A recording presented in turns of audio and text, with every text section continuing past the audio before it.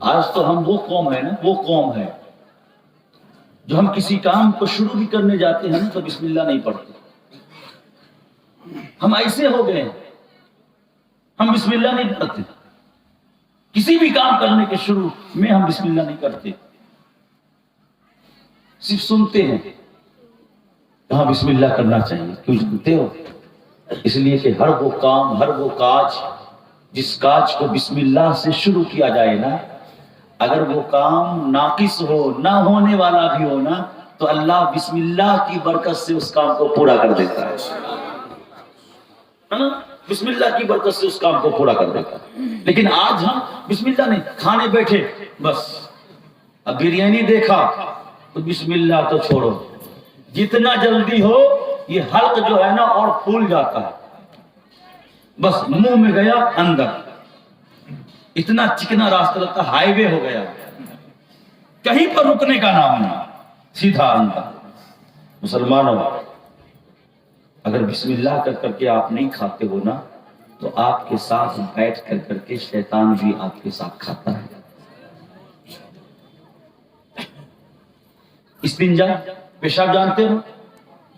میں اس لیے کہتا ہوں کہ آپ سب مردے ہو.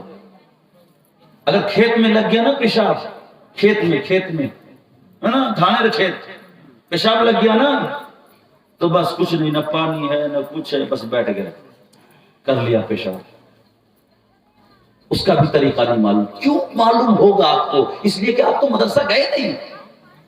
مدرسے کے نام پر تو خوب چندہ دیے ہو مگر مدرسہ نہیں گئے. اور آدمی نا اپنے کھیت میں پیشاب نہیں کرتا.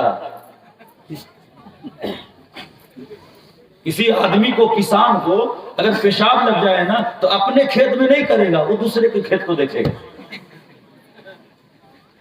کیوں؟ اپنے کھیت میں کریں گے تو میرا کھیت ناپاک ہو جائے گا اور دوسرے کا کھیت پاک ہو جائے گا. ارے کم سے کم ڈھیلے ہی کا استعمال کر لو اگر پانی میسر نہ ہو تو. مگر ہم اس ڈھیلے سے بھی پاک نہیں ہوتے، بس کر لیا اٹھ گئے، صرف ٹینکی خالی ہونی چاہیے. یہ اسلام کا طریقہ ہے نہیں. آپ جو طریقے پر چل رہے ہو نا وہ اسلامی طریقہ نہیں ہے، اس کو انگریزی طریقہ کہو، انگریزی طریقہ. اور آپ یہ کہتے ہو کہ ہم زندہ ہیں. آپ زندہ نہیں ہو سکتے اگر آپ کسی کام سے پہلے بسم اللہ نہیں پڑھتے ہو.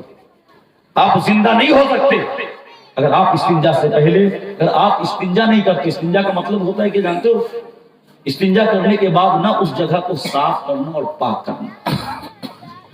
استنجا کا معنی ہی وہی، استنجا کا معنی پاک ہونا، پاک کرنا. یعنی استنجا سے جب فارغ ہو جائے، جب پیشاب ہو جائے نا اس کے بعد اس جگہ کو صاف کر کے اٹھنا. پانی ہو تو پانی سے، اگر پانی نہ ملے، کہیں کھیت وغیرہ میں ہو، پانی ملنے کی امید بھی نہ ہو، تو اب جو ہے آپ مٹی کا ڈھیلا سے وہاں پر صاف کر دیجیے. اب پوچھوں کہ ڈھیلا، تو اب میرے پاس 100 ڈھیلا سے ہو جائے گا نا مولوی صاحب؟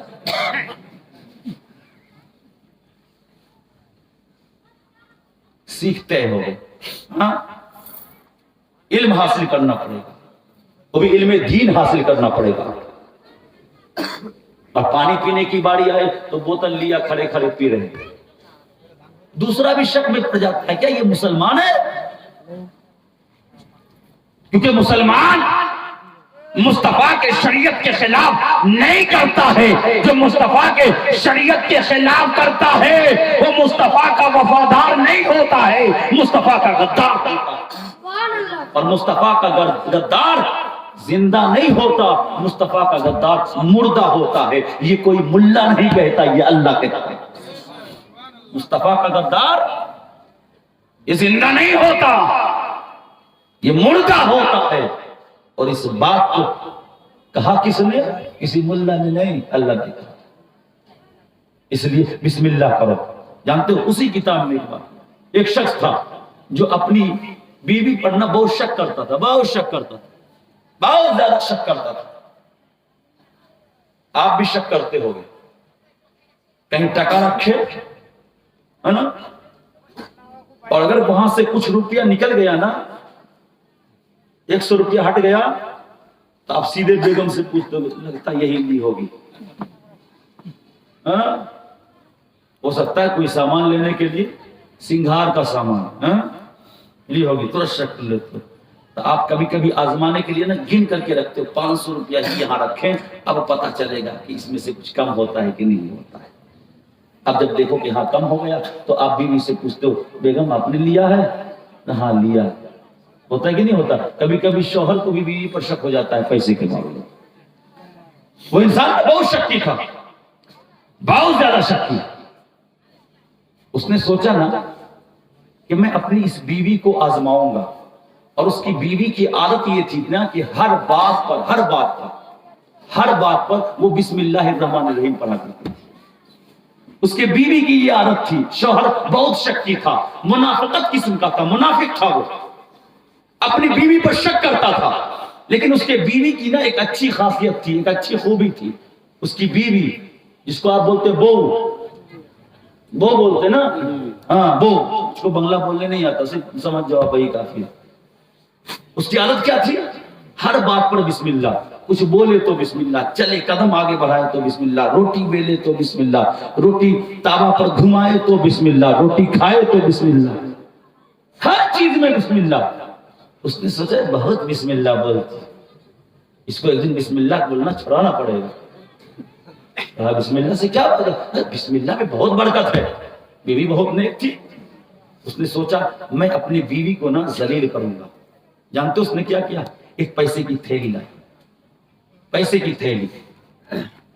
کی تھیلی لانے کے بعد اپنی بیوی کو دیا, اور بیوی کو کہا کہ اسے تم حفاظت سے رکھو, چھپا کر کے رکھ دو, مجھ کو ضرورت جب پڑے گی نا تو میں تم سے مانگ لوں گا, جب مانگوں گا تو تم مجھے دے دینا.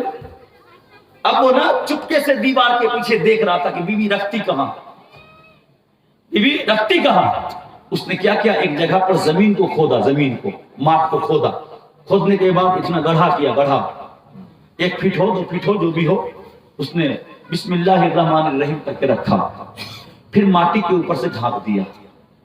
اس نے وہ دیکھ رہا تھا, اس کا سامی ہے نا, دیکھ رہا تھا. چلو پتا تو چل ہی گیا ہے. اب کیا کیا کہ جب بیوی سو گئی نا تو اب اس نے چپکے سے جا کر کے وہ تھیلی پیسے کی وہیں اسی جگہ پر سے نکال لیا. پیسے کی تھیلی اس جگہ سے وہ نکال لیا, اور نکالنے کے بعد نا ایک ایسا کنواں تھا, جس میں پانی ہی نہیں تھا, جس میں لوگ کچرا پھینکتے تھے. ابھی اکثر و بیشتر کنواں ایسا ہی ہو گیا. پہلے لوگ کنویں سے نکال کر کے پانی پیتے تھے نا. اب جتنا کنواں آپ کے یہاں نظر آتا ہوگا نا, یا تو کنواں ڈھکا ہوا ہوگا یا تو پھر کنویں میں کچرا ہوگا. تو ویسا ہی ایک کنواں تھا نا, اس نے اس تھیلی کو نا اسی کنویں میں ڈال دیا. اب وہ بیوی کو ذلیل کرنا تھا, بہو کو, کہ بہت بسم اللہ بولتی ہے, بہت زیادہ بسم اللہ بولتی ہے, اس کو ذلیل کرنا. اب وہ آیا, جب پھینک دیا نا کنویں میں, تو آیا, بیگم میں نے جو وہ پوٹلی دی تھی نا پیسہ کی, وہ کہاں ہے دیکھیں, مجھ کو ضرورت پڑ گئی. بیوی کو تو معلوم ہے کہ میں نے کہاں رکھا, وہ وہیں پڑ گئی. جانے کے بعد نا بسم اللہ کیا. بسم اللہ کے بعد نا اس نے وہاں سے مٹی کو ہٹایا. مٹی کو ہٹانے کے بعد بسم اللہ کر کر اس گڑھے میں اس نے اپنا ہاتھ ڈالا, بسم اللہ کر کر. ادھر اللہ نے جبریل امین کو حکم دے دیا, اے جبریل امین جاؤ, اس عورت نے میرا نام لے کر اپنے ہاتھ کو تھیلی کو کی تلاش میں بڑھا دی ہے. جاؤ, اس کنویں میں پیسے کی تھیلی رکھی ہوئی ہے, اس تھیلی کو اٹھاؤ اور لا کر اس عورت کے ہاتھوں کے نیچے لا کر کے ڈال دو. جب بسم اللہ کہہ کر وہ عورت اپنے ہاتھ کو ڈالتی ہے تو تھیلی کو نکال کر شوہر کے حوالے کر دیتی ہے. تھیلی کو نکال کر شوہر کے حوالے کر دیتی ہے. تم کہتے بسم اللہ میں کیا پاور ہے؟ پوری قرآن تو دور کی بات ہے. ارے بسم اللہ میں اتنا پاور ہے کہ جو چیز گم ہو جائے نا, نام خدا کی برکت سے اللہ حاضر کر دیا. اللہ حاضر کر دیا. جیسے ہی دیکھا نا شوہر, میں نے ہی تو یہاں سے غائب کیا تھا, یہ پھر کیسے آ گیا؟ بے ہوش ہوا, بے ہوش ہو کر کے گر پڑا. پھر ہوش میں لایا گیا. جب ہوش میں آیا تو کہتا ہے بیگم مجھے معاف کر دو, مجھ سے غلطی ہو گئی. اب تک صرف تم بسم اللہ پڑھتی تھی, لیکن آج کے بعد جب جب میں کسی کاج کو شروع کروں گا تمہارے ساتھ میں بھی بسم اللہ پڑھتا ہوں، میں بھی بسم اللہ پڑھتا ہوا نظر آؤں گا۔ مسلمانوں، یہ آپ کا عمل ہے، اور دیکھو میرے سلف کا عمل کیا تھا، دیکھو اچھے لوگوں اور خیر لوگوں کا عمل کیا تھا کہ کوئی بھی کام اور کاج بغیر بسم اللہ کے کیا ہی نہیں کرتے تھے، اس لیے کہ بسم اللہ کی وہ برکت ہے کہ جو کام نہ ہونے والی بھی ہو نا، اس میں شک بھی ہو، اللہ رب العزت اس کام کو پورا کر دیا کرتا ہے۔